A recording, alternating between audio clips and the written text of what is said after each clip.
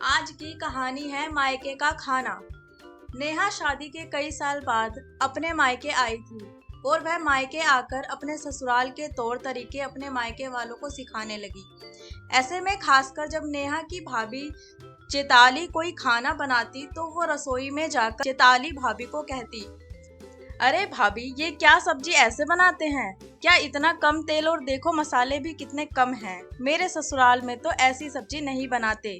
मेरे ससुराल में ऐसा खाना बनता है कि अगर आप एक बार खाएंगे तो उंगलियां ही चाटते रह जाएंगे। ठीक है ना ननद जी, फिर आप ही सब्जी बना दीजिए, मुझे और भी काम है, मैं वह कर लेती हूँ। अब नेहा का यह आम बात हो गया था। नेहा अपने मायके में 1 महीने के लिए रहने आई थी और 1 महीने में तो नेहा ने उसके नाक में दम कर रख दिया था, क्योंकि नेहा की शादी अमीर खानदान में की गई थी और नेहा का मायका बहुत ही साधारण परिवार था। लेकिन भाभी चेताली का आपको ससुराल में पूरी तरह से ढाल चुकी थी। जब अपनी भाभी चेताली को सब्जी बनाने से हटाकर खुद ने सब्जी बनाकर सबको टेबल पर खाना परोसने लगी तो टेबल पर सब कहने लगे, अरे यह क्या सब्जी ऐसे क्यों बनी है? लौकी की सब्जी हमारे घर पर ऐसे थोड़ी ना बनती है। हाँ देखो तो, इतना ज्यादा तेल मसाला और फिर फीका फीका, आज तो खाने का मूड ही खराब कर दिया। भाई बोला।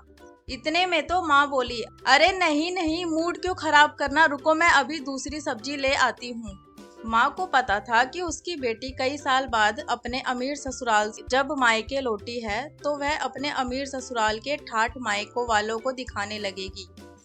आखिर बेटी का स्वभाव तो वो जानती ही थी, इसलिए जब वह रसोई में अपनी भाभी को हटाकर खुद सब्जी बनाने लगी थी तो माँ बाहर से सब कुछ देख रही थी। इसलिए जब वह बनाकर चली गई तो माँ ने देखा कि सब्जी तो खाने लायक नहीं थी और घर में कोई खाता भी नहीं और इससे घर वाले सारे भूखे रहते। ऐसे में नेहा की माँ ने फिर से अपनी ही तरीके से सब्जी बना ली और फिर वही सब्जी सबको परोसा।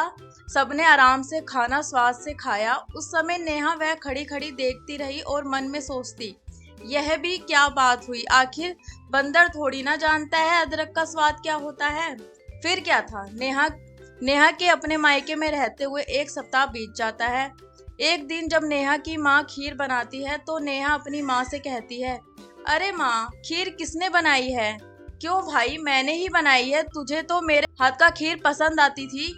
पर माँ, वो तो पहले की बात है, पर आज इस खीर में तो ना ड्राई फ्रूट्स दिख रहे हैं और बाप रे, इतना मीठा खीर आप लोग कैसे खा लेते हो? मेरे ससुराल में तो ड्राई फ्रूट से भरा हुआ खीर बनाते हैं और इतना मीठा तो नहीं होता है। हम तो चीनी का जगह शुगर लाइट का इस्तेमाल करते हैं और अगर मैं इस खीर को खाऊंगी तो मर ही जाऊंगी। अरे कलमुही, बचपन से यही खीर खाते आई है, मर मुरा गई थी क्या? पीछे से भाभी चेताली अपनी ननद के नखरे देखती हैं और वह अपने कमरे में आकर कहती हैं, अच्छा ननद जी, आपके ससुराल में इतनी अच्छी खीर बनाते हैं, फिर तो मुझे मेरे भाई के लिए आप जैसी ही कोई खीर बनाने वाली चाहिए। वो क्या है ना कि शादी की पूजा की रस्म होती है ना, उसमें पंडित जी ने कहा है कि कुंडली में एक दोष होने के कारण पूजा के प्रसाद में खास खीर का प्रसाद चढ़ाना है। तो फिर तो आपसे बढ़िया तो कोई खीर बना ही नहीं सकता। अरे हाँ हाँ भाभी, क्यों नहीं, वैसे भी मेरे ससुराल में खीर बनाकर उसका भोग भगवान को चढ़ाना बड़ा ही आम बात है। हर आए दिन मैं ही बनाती हूँ खीर, क्योंकि मेरे ससुराल में तो जब भगवान को भोग चढ़ाना होता है तो वह हमारी सद्भावना और तपस्या से बना हुआ होता है। फिर क्या था, समय गुजरता है और फिर चेताली अपनी ननद को अपने मायके लेकर जाती है ताकि ननद पूजा के लिए खीर बनाए और वही खीर भगवान को भोग चढ़ता और फिर सबको प्रसाद में दिया जाने वाला था।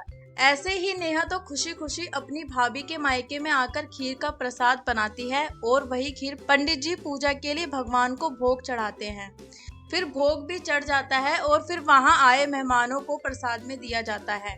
जब आसपास की कुछ औरतें और रिश्तेदार प्रसाद में चढ़ाया हुआ वह खीर अपने मुंह में डालते हैं तो, अरे यह चावल वाला खीर है या फिर ड्राई फ्रूट्स वाला? चावल तो दिख ही नहीं रहे हैं और इतना कम मीठा, बाप रे, ये चावल के दाने से ज्यादा तो इसमें ड्राई फ्रूट्स भरे पड़े हैं।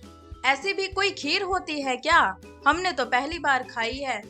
सच कह रही हो, लगता है चैताली के घर वाले बड़े अमीर हो गए हैं। तभी तो बस ड्राई फ्रूट से भरी हुई खीर बनाई है, लेकिन मीठा नहीं, एकदम फीका है। अरे क्या हुआ मौसी जी, आपको खीर अच्छी नहीं लगी क्या? हाँ हाँ, बस अच्छी ही है, थोड़ा फीका है। वैसे किसने बनाई? अरे मौसी जी, यह खीर तो मेरी ननद नेहा ने खुद अपने हाथों से बनाई है। क्यों ननद जी, है ना, वही था ना? अब ननद क्या बोलती, उसकी तो बोलती बंद हो गई थी, क्योंकि उसकी बनाई हुई खीर का प्रसाद खाकर किसी के मुंह से उसकी तारीफ नहीं सुनी। अरे चुप करो, प्रसाद है, इसका अपमान थोड़ी ना करते हैं। जैसा है वैसा अपना लो और भगवान का नाम लेकर प्रसाद को ग्रहण करो। पास में ही खड़ी चैताली की दादी बोली। फिर वह समय तो बीत जाता है। अब भाभी चैताली का भाई भी शादी करके नई बहू घर पे ले आता है। चैताली अपनी ननद नेहा को लेकर अपने ससुराल चली जाती है। ससुराल आती है और मायके आकर फिर नेहा का वही राग शुरू हो जाता है। जब दोपहर का खाने का समय होता है तो नेहा रसोई में जाकर देखती है कि सारा खाना बढ़िया बन चुका था, लेकिन फिर भी वह अपनी माँ को आवाज लगाती है। माँ रसोई में आती है और वह अपनी माँ से कहती है, माँ सब्जियां और यह दाल कैसी बनाई है आपने? ना रंग है और ना ही रूप है, पता नहीं आपके हाथ की बनी हुई रसोई कैसे खा लेते हैं सब। अरे बेटा, लेकिन यह सब खाना तो तेरी सास ने बनाया है। मैं तो तुझे बताना ही भूल गई थी कि सुबह ही तेरी सास तुझे ससुराल में वापस जाने के लिए आई है। इतने में सास भी रसोई में आती है। फिर क्या था, नेहा तो यह सुनकर उसकी बोलती बंद हो जाती है। अब बकरी डब्बे में जो आ गई थी, उधर से सास की आवाज आती है। अरे क्या हुआ समधन जी, सब बाहर खाने के लिए राह देख रहे हैं, चलिए खाना खा लेते हैं। नेहा भी आ गई है ना? बस मेरी बेटी को अपने ससुराल का खाना पीना इतना भा गया है कि यहाँ जब से आई है तब से अपने ससुराल के खाने पीने की तारीफ किए जा रही है। लेकिन एक बात कहूँ समधन जी, बुरा मत मानना, आपकी नेहा को खाना और रसोई का काम बिल्कुल नहीं आता।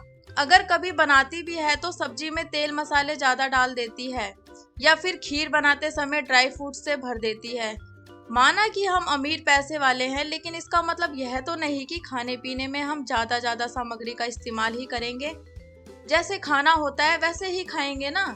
सास की यह बात सुनकर नेहा के तो पसीने छूट जाते हैं और सारे घर वाले नेहा पर खूब हंसते हैं।